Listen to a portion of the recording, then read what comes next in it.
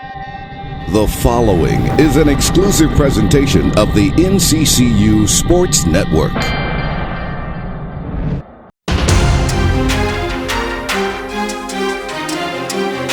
Very disappointed in the loss, obviously. I keep it very simple in a nutshell. We're not going to win if we allow teams to score 88 points, shoot 53% from the field, and shoot 46% from the three. Once again, the storyline is the same. Our guys got to understand that teams are going to be jacked up when they come in here to play us. It's their Super Bowl, and they're playing like it. They got guys that's averaging 2 and 4 points coming off the bench, getting 15 and 20. And hats off to them. They made shots and made significant plays when they had to. On the tail end of it, we're not doing what we're supposed to. We have so many mental breakdowns. There was a period in a phase where they had 3 or 4 consecutive three-point shots in transition, and we didn't do what we needed to do to get back and locate our man, and that's frustrating. That's really frustrating. That's something we practice every single day. And we need leadership to ascend to the highest level right now so we can do those things, and we're just not doing it. So, questions? Now with the floor for questions. So what's that the result of mental lapses or? It's hard. The understanding and the overall IQ of the game doesn't come natural for some. Some people, it's one thing to just be playing and just ripping and running. It's another thing to see a play develop before it actually developed. And, we're having just mental lapses in the game. It's hard to describe. I wish I knew the answer. But, as we watch tape, it's the same story. It's not so much of what other teams are doing. It's just a matter of us being in the right spot at the right time, and we're not doing that. So, I guess it's a sign of bad coaching, so we got to do better as a coaching staff to put them in position to be successful. Are y'all getting better, or are y'all stagnant right now? Or how would you describe I think so, but it ain't a matter of us getting better or not. It's just a matter of if we're going to win a basketball game. As you can see, Jay Copeland, we miss his presence inside, especially against these teams. He got a big physical presence. But Jay Copeland not walking through that door playing basketball, right now, or, whenever. So we just got to man up and go out there and compete and fight. And, we have to do a better job of listening. And that's what I told them in the locker room. We're not going to be a good team until we can listen. We're shooting way too many jump shots without getting the necessary paint touches. When we were down 8 or 9 in the first half, we got back in the game because we drove the basketball. When we came out in the second half, the first 2 possessions, we drove the basketball. And then we started shooting jump shots. And we got to understand, we can't fall in love with that three-point line, because that three-point line she's not faithful. She's not loyal to you. She'll cheat on you with another person doing the same game, and we saw that tonight. Talk about mental lapses being a problem. How much also are you guys affected by a lack of depth? You get only 7 points off the bench. Yeah, that's what I told him. I said, listen, guy, we got to be more productive. It's one thing to sit back and try to evaluate everything. But, I thought Mario McAllister did an outstanding job when he went in. He didn't score, but he was in the right place at the right time every single time. So, therefore, when you're going in, it's not negative results. At least you're just upholding. You mentioned your small ball lineup. Is that something that you've done in some of your earlier MEAC games, subbing Ingram out to bring DeJuan in to have both him and Cole playing on the wing at the same time and moving Dante down to the post? Yeah, we haven't practiced it a lot because we've just been trying to, we have so many other issues with so many other guys being out, so we haven't really practiced it a lot. So we're trying to, find our way right now. And, we had to go through that out of a necessity. It was more so a desperate act. I really didn't have any other choice. Both of my post players are out with Wortham and Copeland, and, we were really thin over there. So we just had to kind of go in and try to figure a way. Is that something that you can envision using more in the future? Did you like the result you were getting out of it? When we listened and drove the basketball, and I told them this, you have to be tough and you got to defend. small ball is just not an excuse to give up a layup to a bigger opponent. Take the Golden State Warriors, for instance. Everybody loves the three-point line and the exotic way in which they play on the offensive end, but they forget Draymond Green will guard a 5-man down there. They forget that those smaller guys will fight on 4 men down there and give them a chance and put them in situations against their opposition where they have an advantage. What kept Wortham out today? What's kind of his prognosis? He's hurt. It's still his hip. I don't know the exact terminology for it, but it's his hip. LeVelle, at the beginning of the season, you reminded everybody that this is not last year's team. They're going to have their own identity. Yeah. When you kind of thought ahead to what the process would be like for this season, where are they for where you thought they might be right now? I knew it would be a process, Tally. And I knew it would be a bunch of learning curves, because the truth of the matter is we had one guy returning that started, that made a major contribution. We have guys returning from the team, but they didn't have major contributions. I think together all 7 guys that returned averaged 24 points a game. You understand what I'm saying? So that's 3 and some change amongst all of them. So they haven't really been under the bright lights. They haven't felt the pressure. Their job last year when they were inserted into the game was, go in for 4 or 5 minutes and don't mess up. Now those 4 or 5 minutes have turned into 30, 35 minutes, and, you just can't have mental breakdowns where you're leaving a man and you're not following the scouting report or whatever it is, and we're leaving them wide open. So we got to do a better job as coaches, just like preparing these kids, I guess. So to answer the question, I knew it would be a process, because I see these guys every day. Forget the history and what we've done and what we've accomplished. No one cares about that. I see them every single day, and I know our weaknesses, and we still have a lot of weaknesses. But, we can be a good basketball team eventually, and that's what we're going to strive for. When you have a big turnover of personnel like that, does it kind of force you to evolve as a coach, or do you always do the same thing? Do you find yourself doing you always something? got to evolve. Even with our success last year, I didn't do what I did the previous year. So every year I'm the guy that looks at the personnel of my team, and we design a system based off of that. So we're playing a lot more zone this year because we can't guard the basketball as well as we have in the past. We're doing a lot of, 1-3-1 and, those things to kind of throw teams off guard. We did some boxing 1. We're junking it up a little more, to kind of hide some of our deficiencies on the defensive end. So we just have to do a better job offensively, I guess, as well, because these guys, it's almost like they're stimulated whenever they see the ball go in the hole. Now they're ready to guard and ready to defend. When it's not going their way, the air is like kind of taking, it's like a pin in a balloon, and we got to man up and be better than that. And that's what I told Dante Holmes and Patrick Cole. If you guys going to be the leaders of the team, first of all, just lead yourself. You can't be the guys out there making the mental mistakes. So we got to go back, watch film, break it down, and correct it. Last question for me. You got another conference game real quick here on your schedule. Your thoughts looking ahead? Really talented team. This is always a tough swing because you're arguably talking about the 2 most talented teams in the conference every single year.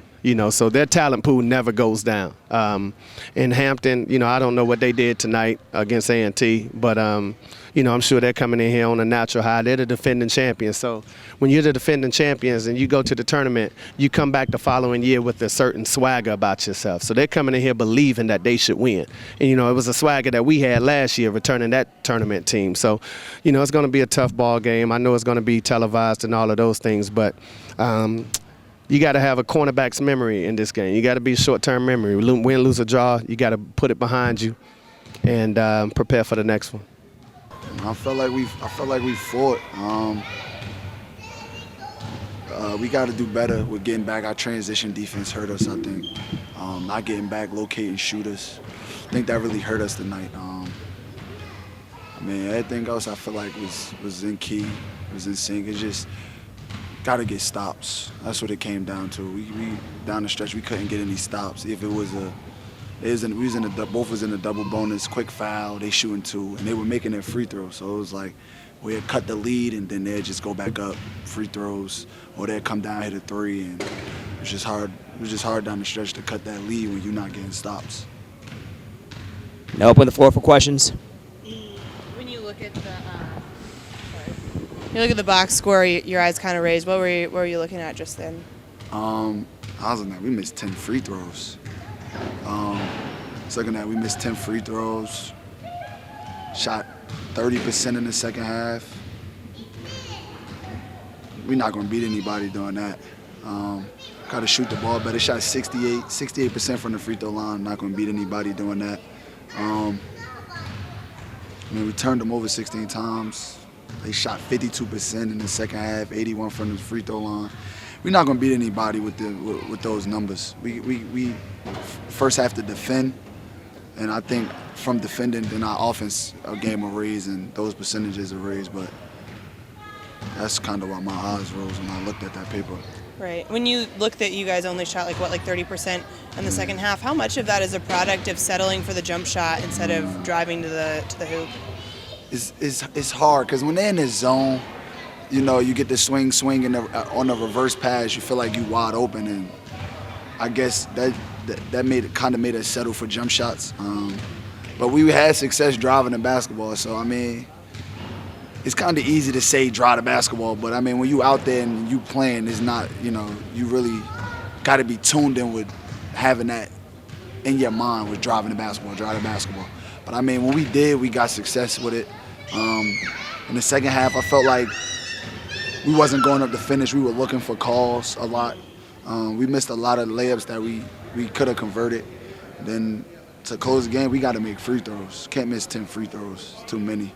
When you look at, telling your mind, stay in sync, go drive to the basket, is that just a test of mental toughness and not making those mental mistakes to kind of give in to the three-point line? Yeah, because that's what a zone wants you to do. A zone is for you to shoot jump shots, because everyone's packed in.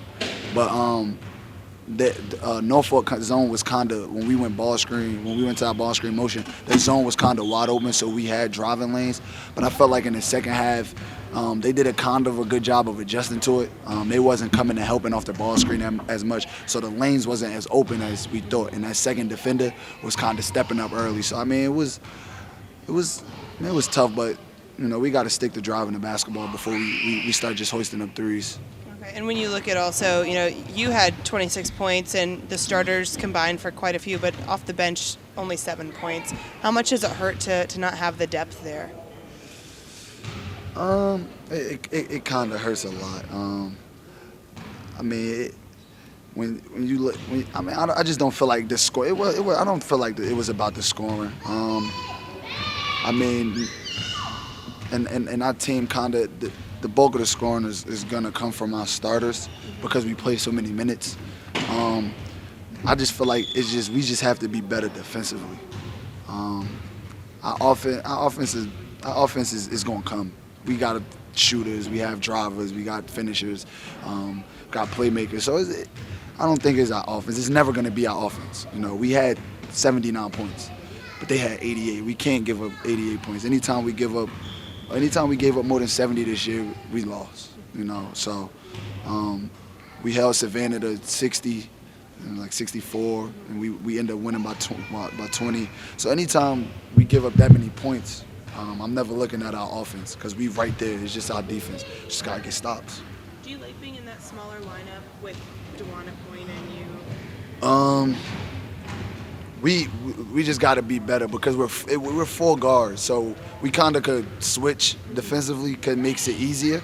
So we didn't do a good job of that in the second half. We were trying to run to our men instead of just picking up somebody in transition, and that's how they was getting those open threes. I like the lineup, but we just got to get better at it defensively. Offensively, it works for us. You got Taya in the high post, me wing, Rashawn wing, or we could interchange. It's very interchangeable, so I like it. You just got to get better defensively with it. Is that where the transition D struggles happen? Where you guys would give up a 3 points? Yeah, because we're all running to our wings when we're not picking up inside and then spreading out. So we just trying to run, sometimes somebody running down this wing, we trying to go through finding our man instead of just, hey, stay over there, I'm going to just stay here because we guard. So you could just stay. You don't have to do too much moving. So I like it. We just got to get better with it, and that's probably what we're going to focus on tomorrow in practice. Get ready for Hampton. But you being the leader, and y'all got Hampton, probably the #1 team in the conference. Well, they are. They just won tonight. Yeah, so, what do you tell your players? we're just gonna we gonna get out there tomorrow, get back in the gym, because every time we look at film, it's nothing the other team is doing. They're not crossing us up and dunking on us. It's always something we did. It's never something they did. So what we're gonna do is try to focus on what we're doing wrong, and I feel like if we do that, then come Monday we'd be ready to get a win and I guess an upset. Going into Monday's game, what are your thoughts? It's going to be nationally televised, and you've got such a quick turnaround. So, what are some of the key components you're going to have to make, the changes you're going to have to make before then? Everybody focusing in defensively. We're going to have to lock in on defense because Hampton is a high-scoring team. They got a lot of guys that can score the basketball in different ways. So we're going to have to really focus on our defensive end, or we can really come in here and get blown out Monday. So we're going to probably focus a lot on our defense tomorrow and stopping somebody because, in recent years, Central's not known for giving up this many points in games. I don't know what it was last year, but we was like second in the country in opponent field goal percentage shooting. And now teams is coming in here shooting 53% for games. That's a big flip. So we got to start focusing on defense and getting stops and getting out in transition. Those are going to be probably the keys for us winning on Monday. It's stopping them from scoring, getting up the court and getting easy buckets. What's the conversation you're having with your team, knowing that the game is going to be nationally televised, to kind of keep everybody lickable? It's just like any other game, don't worry about what channel is on or who's watching. We just got to come in here and play North Carolina Central basketball, and like I said, it's just all going to be defensively. So with our talks is going to be defensive talks. They're not going to be nothing about anything else but how we going to get stops, how we going to get back and locate shooters and not give up so many threes. We gave up 11. It hit 11 threes tonight. It was 45% for the game. Can't give up that many threes and expect to beat anyone. So we probably going to focus on that and hopefully come out here with a win on Monday.